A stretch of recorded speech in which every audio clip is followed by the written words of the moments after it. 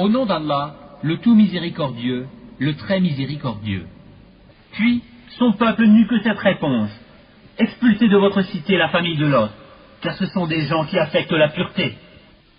Nous le sauvâmes, ainsi que sa famille, sauf sa femme pour qui nous avions déterminé qu'elle serait du nombre des exterminés. Et nous fîmes pleuvoir sur eux une pluie de pierres. Et quelle mauvaise pluie que celle des gens.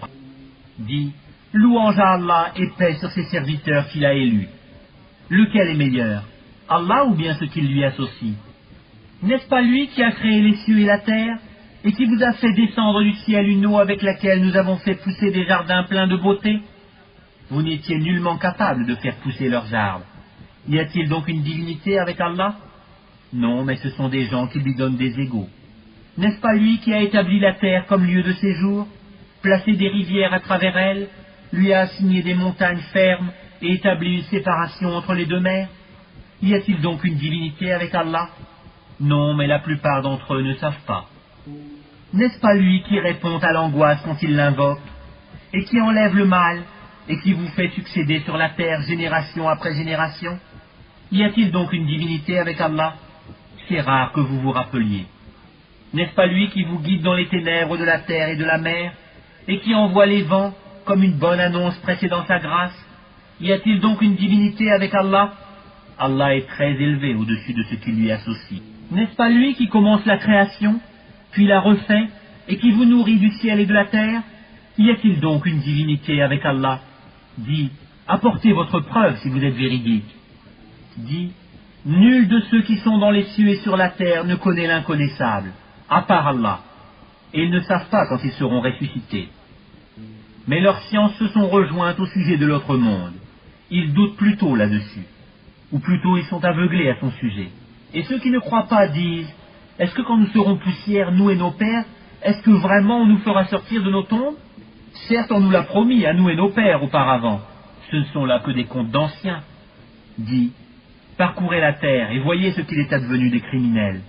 Et ne t'afflige pas sur eux, et ne sois pas angoissé à cause de leur complot. Et ils disent, pour quand cette promesse si vous êtes véridique?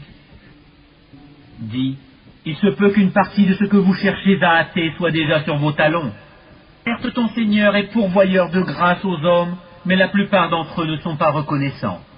Certes, ton Seigneur sait ce que cache leur poitrine et ce qu'ils divulguent.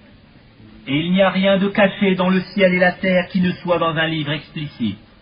Ce Coran raconte aux enfants d'Israël la plupart des sujets sur lesquels ils divergent.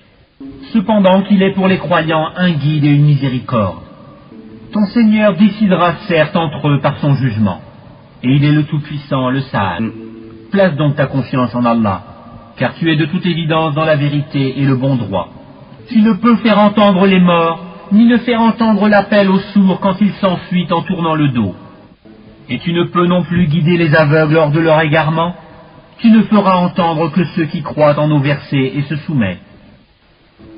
Et quand la parole tombera sur eux, nous leur ferons sortir de terre une bête qui leur parlera.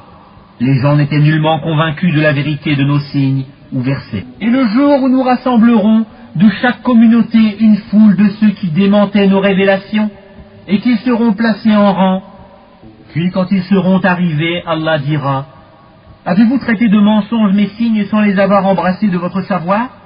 Ou que faisiez-vous donc? Et la parole leur tombera dessus à cause de leurs méfaits, et ils ne pourront rien dire. N'ont-ils pas vu qu'en vérité nous avons désigné la nuit pour qu'ils y aient du repos, et le jour pour voir? Et le jour où l'on soufflera dans la trompe, tous ceux qui sont dans les cieux et ceux qui sont dans la terre seront effrayés, sauf ceux qu'Allah a voulu préserver. Et tous viendront à lui en s'humiliant. Tu verras les montagnes, tu les crois figées, alors qu'elles passent comme des nuages.